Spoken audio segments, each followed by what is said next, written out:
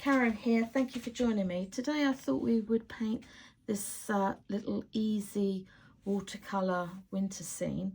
Make a great Christmas card, I think. Nice and simple, limited palette. And I'm going to be using these little dot card that I was given by my local art supplier to try them out. This is a Daniel Smith watercolour. They produce these paints, so I thought, you know, I'll give it a whirl. So let's try this and see what you think.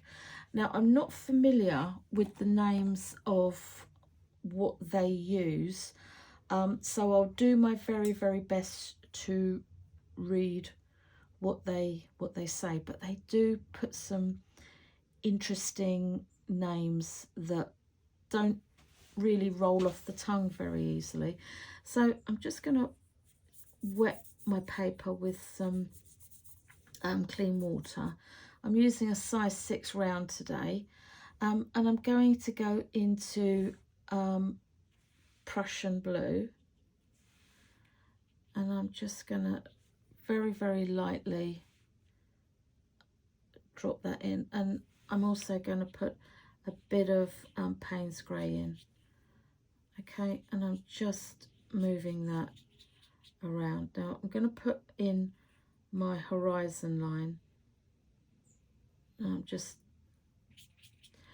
doing a little line, really, as wibbly or as straight as you desire.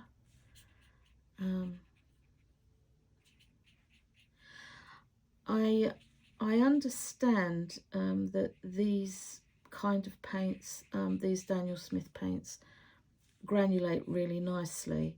So let's have a look and see if they granulate for us. Yeah.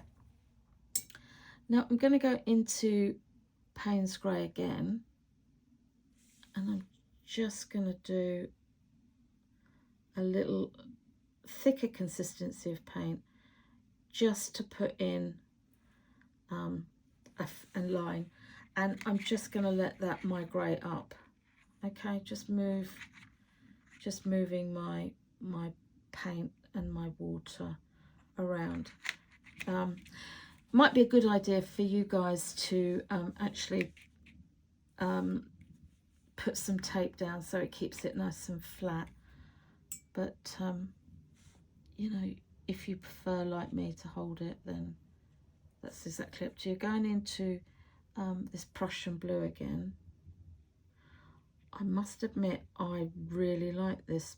It is granulating really nicely. I don't know whether the camera is picking that up, but it's giving us quite a nice, I'll just bring it up. It's very wet, so if you can see kind of little feathery marks there, gives a really nice effect of trees. So I'm just dropping a bit more of that in. Okay.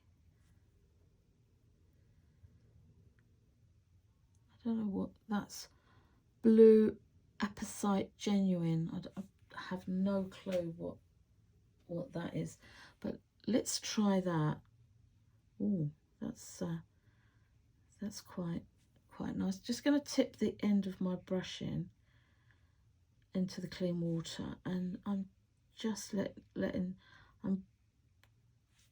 that follow in, and it is quite watery. We are doing wet on wet on this on this painting, so I'm just gonna hold it on its head and let it migrate up to give us the background of the trees and interesting things like that. Okay, so I'm going to go into Cobalt, and I'm going to drop a bit in there.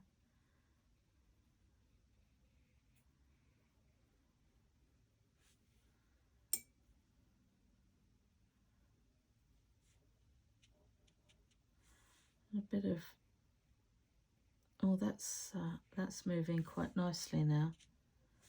That's really moving quite nicely now. And what I did was I just mixed a little bit of Payne's Grey and I just dropped it on the cobalt blue, and it kind of gave us a Prussian blue look. Okay, and just keep dopping into that little horizon line just to darken it up, because that's where the snow's meeting this this wintry sky. And again, I'm going to just let it migrate down. And as you can see, hopefully you can see, we're getting some really nice effects. Okay.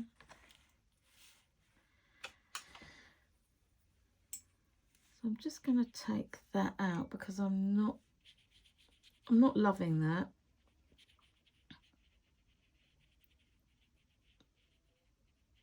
So maybe it will give us a nice.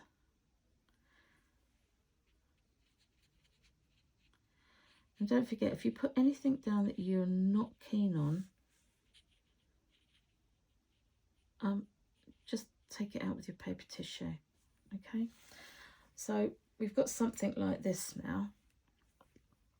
Now I'm going into my very small Japanese. This is a half size Japanese watercolour brush, and this is called Solidite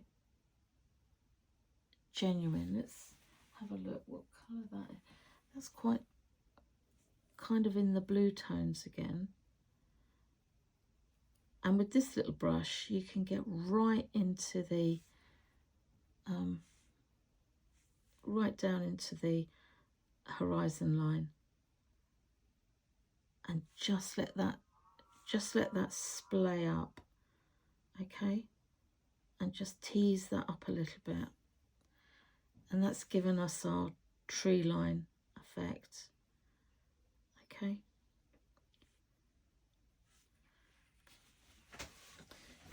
Can you see it starting to work now? Okay, because we're using wet on wet, the paint is reacting with the water and just giving us these lovely shapes.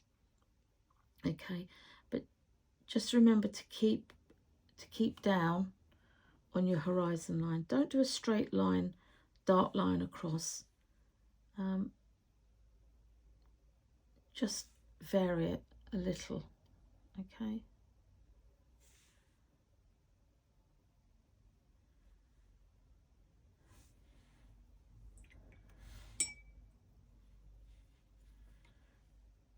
So just letting that run up.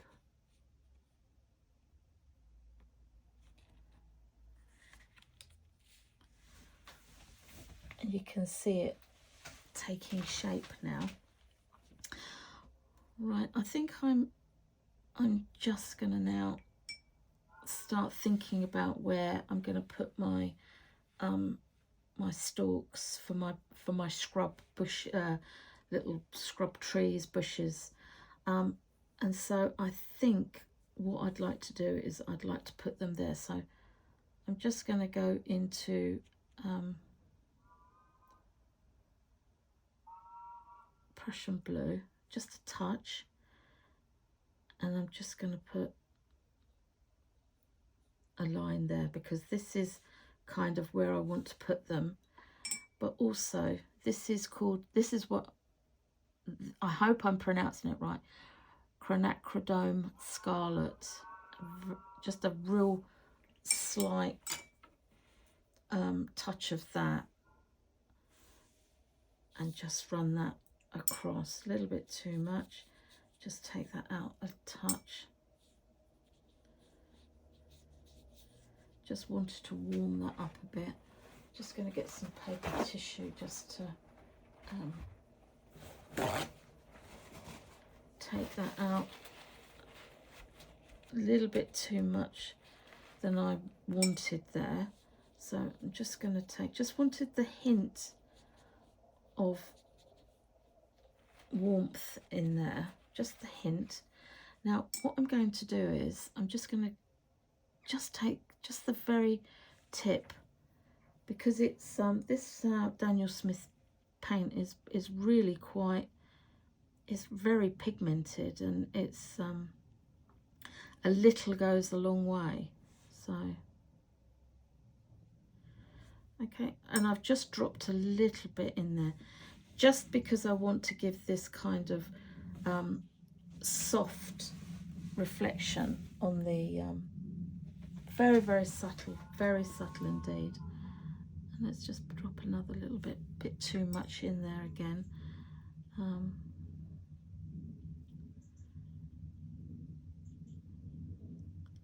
Just move that about a little, and it just warms up that sky just a touch. And then we're just going to take a little bit of that and just pop it in there. Okay, now I'm going back to my half-size Japanese water brush. If you can use the smallest tipped brush that you have, you'll find that a lot easier when we're doing these little scrub type painting, leaves and trees and sticks and things. Now I'm just going to go in here and just start just doing this, just because I'd like to just see where where these little tree lines going to be. It's only a scrub. It's not like a full-blown tree. And then we just introduce it up into your painting. Now I would really urge you to let yours dry. Mine's not really dry enough to be doing this, but let me just put a little bit more. Let's just concentrate on this ground bit, and then what I'm going to do is just take my brush and just let that kind of, we're just pulling it away. Okay, again, a bit like what we did with the tree, with the horizon line. I'm just letting the watercolour just work with the watercolour paint, work with the water. Just bring that down a little bit. We want a more creamier consistency of paint now, because we do want some darker ones going in here. Okay, and we just bring that up just nice and light. Okay,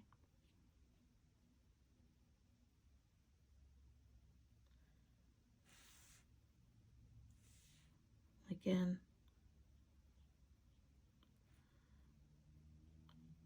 you know, we want some darker areas, so let's put some darker areas down at the bottom. Okay, and as you can see, it's starting now to look more like a scrub of little trees. Maybe they've been coppiced, or because sometimes they do that, don't they, the forestry. But our little trees can be whatever we want, can't they, really? And just keep working up. Now hopefully you can see well, but I'll just bring that up for you. And can you see that it's starting to build up now? So now we just put some ones going up into the into the skyline. I'm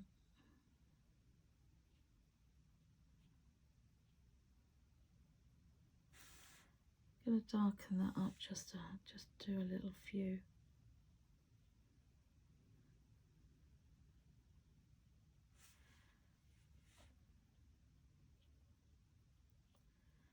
Because nothing in nature is dead straight, is it really? Especially when you're coming to trees and things.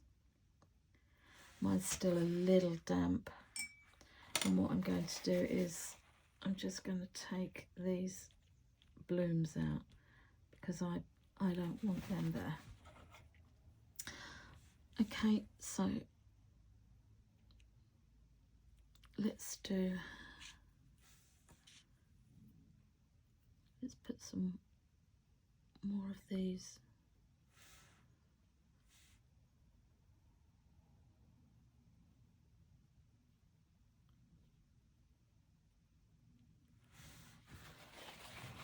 Just going to take that out.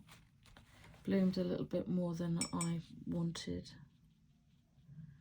And you can just take those out. Okay. I'm going to take that down just a touch. And the beauty of working with a limited palette is that if you do take things out and you're moving things around, it's very sympathetic with the background. Now, in the previous one I put some little birds in the painting, but I think mine's going to be far too wet to do that. So let's just going to pop a little bit of clean water in here and drop in this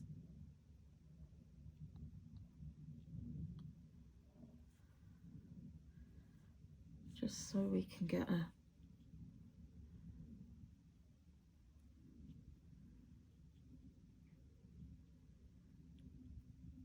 nice nice adaptation to the horizon. Now I'm going to leave that there. Just take that dot out, and I'll call that done. But when we're looking at painting little birds, I think we've covered it before. If I just show you on here, it's with a dark colour. You can put a touch in of a little bit of blue, and then all we're doing is we're just doing like a little V mark. And the further away your bird is, the lighter it'll be. So if you want to